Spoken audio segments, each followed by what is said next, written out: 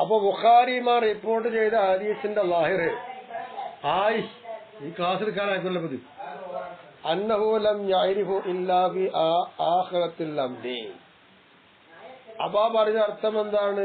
ആഖിറത്തില് അല്ലാതെ, അപ്പൊ ആ കാര്യത്തിന്റെ ലാസ്റ്റിൽ അല്ലാതെ എന്തായിട്ടില്ല ഉമർ റളിയല്ലാഹു തആല അൻഹു മഹാനെ അറിഞ്ഞിട്ടില്ല എന്നായിരിക്കും. അത് ലാസ്റ്റിലാണ് അത് അറിയുന്നത്. അപ്പൊ ആ കാര്യത്തിൽ ലാസ്റ്റിലാണ് എന്തായത്, അതാരാണെന്ന് അറിഞ്ഞത്, അതുവരെ അറിഞ്ഞിട്ടില്ല എന്നാണ്. പിന്നെ വറദ മാ ജാഅനി ബി സൂറത്തിൽ ലം അരിഫുക ഇല്ലാ ബി ഹാദിഹിൽ മർറത്തി. ഹദീസിൽ കാണാം എനിക്ക് വന്നിട്ടില്ല ഒരു രൂപത്തിൽ. എങ്ങനത്തെ രൂപം? ഞാൻ ആ രൂപം അറിയില്ല. ഞാൻ അറിയാത്തൊരു രൂപമുണ്ട്, ആ രൂപത്തിൽ എനിക്ക് ജിബ്രീൽ വന്നിട്ടില്ല. ഇത് ഈ ഒരു പ്രാവശ്യമല്ലാതെ എന്നും ഹദീസിൽ വന്നിട്ടുണ്ട്. അങ്ങനെയാവാം. വഫി ഹദീസിൻ സ്വഹീഹ്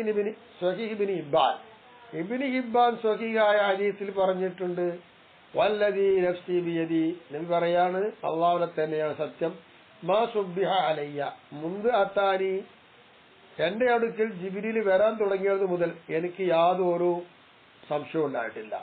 ഖബല മർറത്തി ഹാദിഹി, ഇതാ ഈ പ്രാവശ്യത്തിന്റെ മുമ്പ്. വമ അറബ്തുഹു, ഞാൻ അദ്ദേഹത്തെ അറിഞ്ഞിട്ടുമില്ല. ഹത്താവല്ല, അദ്ദേഹം പിരിഞ്ഞു പോകുന്നവരെ അറിഞ്ഞിട്ടുമില്ല. അപ്പൊ മുമ്പൊക്കെ വന്ന അറിയും, ഈ വന്ന ഘട്ടത്തിൽ അറിഞ്ഞിട്ടില്ല എന്നുമാണ് എന്നൊക്കെയാണ് പറയുന്നത്.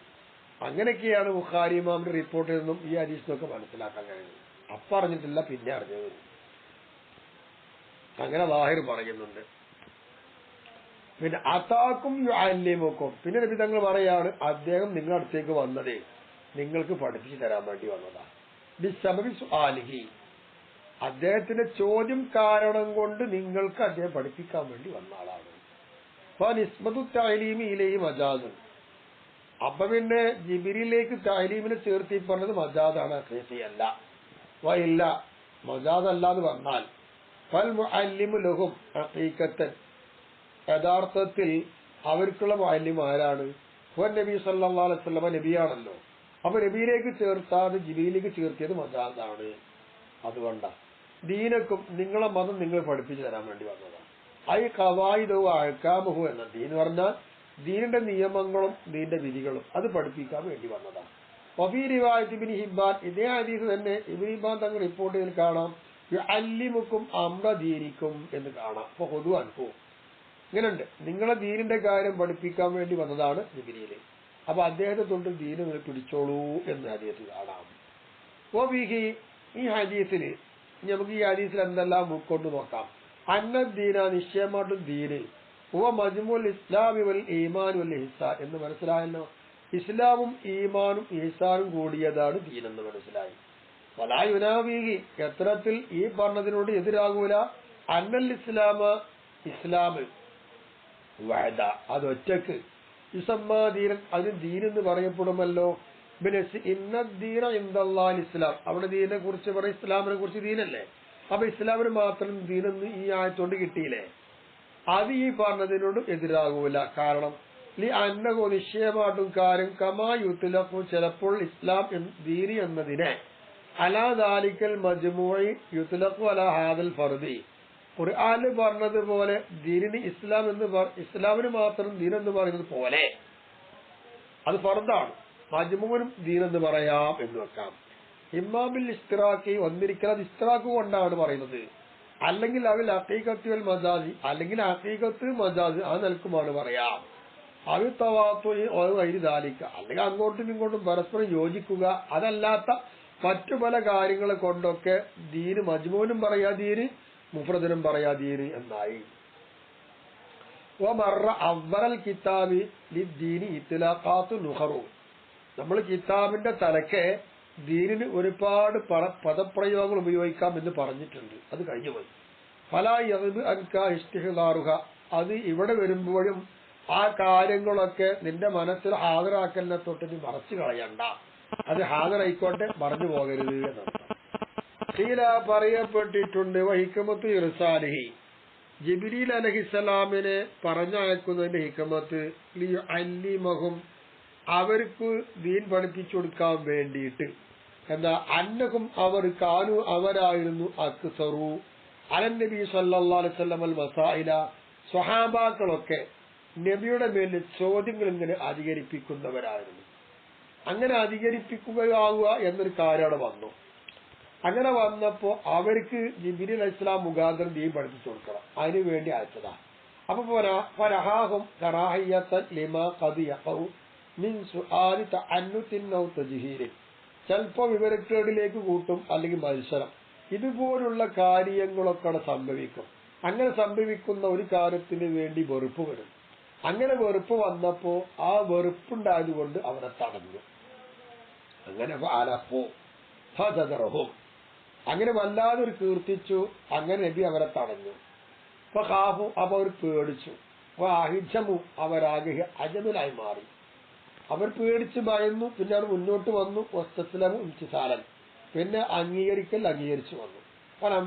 സ്വദഖൂബിദാലിക, അങ്ങനെ ആ വിഷയത്തിൽ അവർ സത്യവാന്മാരായപ്പോ പാർസലയിലോ അപ്പൊ അവരിലേക്ക് അല്ലാഹു തആല അയച്ചു ഒരുത്തരെ യഗ്വീഹിമുൽ മുഹിമ്മ, മുഖ്യമായത് എന്താണോ അവർക്ക് മതിയാക്കാൻ പറ്റുന്ന ഒരാളെ പറഞ്ഞയച്ചു. ഇതാണ് പഠിക്കുന്നത്. അപ്പൊ സ്വഹാബത്ത് നബിയോട് കൂടുതൽ അങ്ങനെ ചോദിച്ച അവസാനം നബിക്ക് വിഷമമുണ്ടായി തീരും. അങ്ങനെ വരുമ്പോ നബി അവരെ തടയും. അപ്പൊ അങ്ങനെ വന്നപ്പോ അവസാനം നബിക്ക് കീഴൊതുങ്ങൽ തുടങ്ങി. അങ്ങനെ അവർ കീഴൊതുങ്ങി അവരുടെ പ്രവൃത്തി സത്യവന്മാരായപ്പോൾ അത് മനസ്സിലാക്കി അല്ലാഹു തആല ജിബ്രീലിനെ പറഞ്ഞയച്ചു കൊടുത്തു. എന്നിട്ട് നബിയോടുള്ള ചോദ്യത്തിലൂടെയും മറുപടിയിലൂടെയും അവർക്ക് മുഖ്യമായതെന്തോ അതവർക്ക് മതിയാക്കാൻ വേണ്ടി പറഞ്ഞയച്ചതാണ്. അതിന് സമ്മ കാല ലഹും സല്ലല്ലാഹു അലൈഹി വസല്ലം. അതുകൊണ്ടല്ലേ നബി അവരോട് പറഞ്ഞത് ഹാദാ ജിബ്രീലു, ഇത് ജിബ്രീലാട്ടോന്ന്. അറാദ, നബി തങ്ങൾ ഉദ്ദേശിച്ചത് അത്തഅലമു, നിങ്ങളെന്താണ് അറിയണം. ഇദാലം തസ്അലു, നിങ്ങൾ ചോദിക്കുന്നില്ല എങ്കിലും നിങ്ങൾ ഈ വിഷയം അറിയണം. ഇത് ജിബ്രീലാണ് വന്നത്. അങ്ങനെയാണ് ഹിക്മത്ത്.